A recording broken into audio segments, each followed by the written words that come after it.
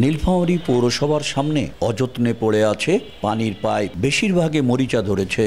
জেলার আরেক পৌরসভা সৈয়দপুরের পানির ট্যাঙ্ক নষ্ট হওয়ায় চুরি হচ্ছে মূল্যবান যন্ত্রপাতি।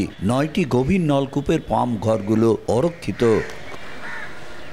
দীর্ঘ 3 দশক ধরে অবহেলায় চলছে এই দুই পৌরসভায় বিশুদ্ধ পানি সরবরাহ।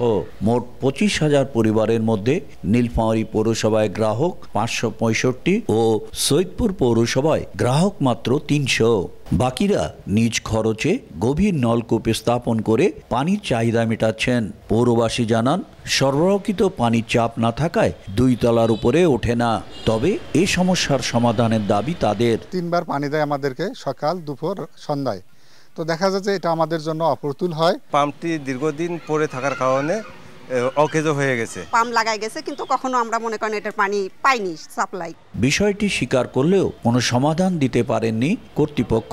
উল্টো লোকসানের অজুহাত। আমাদের লস আছে আর কি, আমরা হয়তো কাটিয়ে উঠবো আর কি চেষ্টা করছি। বর্তমান প্রশাসক মহোদয় খুব আমাদের পানি শাখার ব্যাপারে আন্তরিকভাবে